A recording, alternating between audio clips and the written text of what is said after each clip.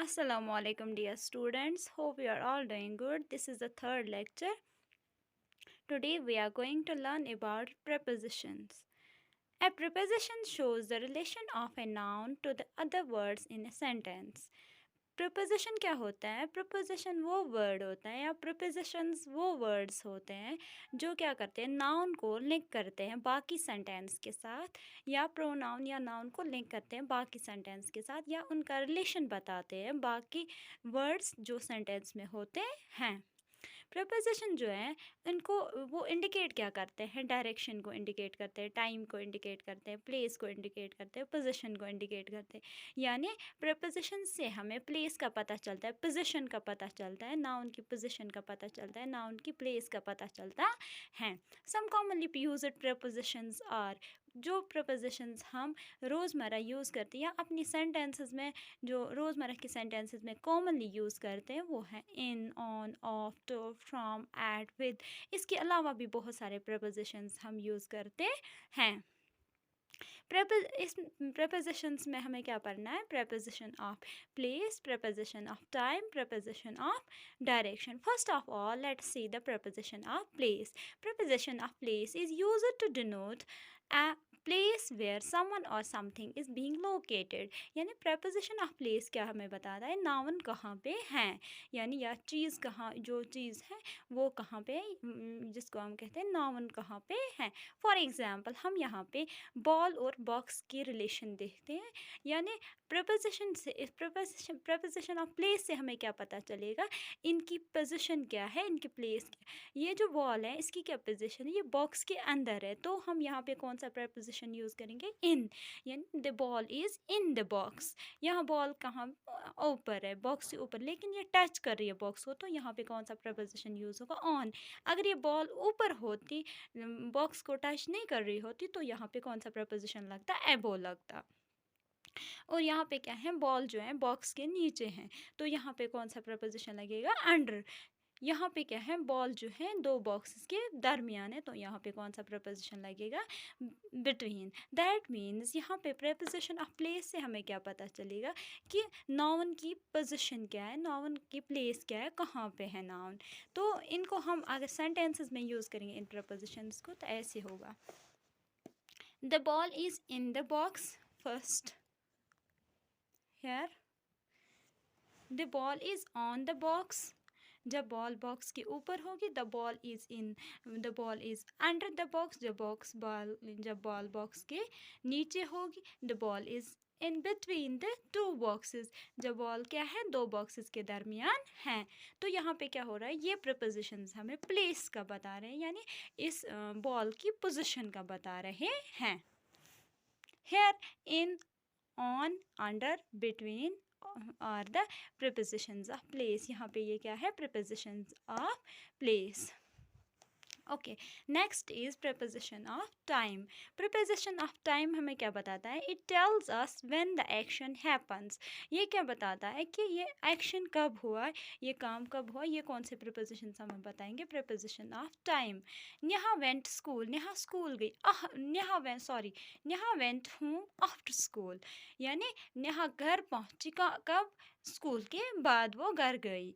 Neha reached home before mega. Neha घर पहुंची before mega. यहाँ पे आफ्टर, बिफोर, ये क्या है? ये प्रपोजिशन ऑफ टाइम है, ये हमें टाइम के बारे में बताते हैं। और we usually have lunch break at 12:30 pm। यानी हम लंच ब्रेक कब होती है? हमें at 12:30 pm। दैट मीन्स ये एट क्या यहाँ पे शो कर रहा है? Preposition of time. I never get up before 8 AM। मैं कभी नहीं उठता हूँ बिफोर 8 AM। यानी 8 AM से पहले मैं कभी नहीं उठता हूँ। दैट मीन्स यहाँ पे बिफोर क्या है? Preposition of time. She watch the clouds for an hour every day. वो क्लाउड्स को देखती है हमेशा 1 घंटे के लिए हर दिन। तो यहाँ पे फॉर क्या है? Preposition of time. Okay, next is preposition of direction. Preposition of direction क्या शो करता है? It shows the direction in which the noun move, यानी ये हमें वो डायरेक्शन बताते हैं जहाँ पे नाउन क्या कर रहा है, मूव कर रहा है। और ये प्रपोजिशन ऑफ डायरेक्शन जो है ना, इसमें वर्ब हमेशा से क्या होगा, मोशन में होगा। वर्ब जो है इसमें प्रपोजिशन ऑफ डायरेक्शन के जिस सेंटेंस में प्रपोजिशन ऑफ डायरेक्शन यूज़ होता है, उस सेंटेंस में जो वर्ब होता है वो क्या होता है, हमेशा मोशन में होता है। That means she ran into the woods, she ran into the woods, यानी वो कहाँ दौड़ी, कहाँ, वुड्स यानी जंगल की तरफ वो दौड़ी। इनटू क्या है, प्रीपोजिशन ऑफ डायरेक्शन, और रैन क्या है यहाँ पे रैन है verb. She looked towards the sky, वो कहाँ की तरफ देख रही थी, स्काई की तरफ देख रही थी। टुवर्ड्स क्या यहाँ पे preposition of direction. She jumped over the wall, he jumped over the wall, वो किसके ऊपर कूदा, दीवार के ऊपर। यहाँ पे क्या है, ओवर क्या है, यहाँ पे ओवर है preposition of direction. They go to school in groups, वो किस में स्कूल जाते हैं, ग्रुप्स।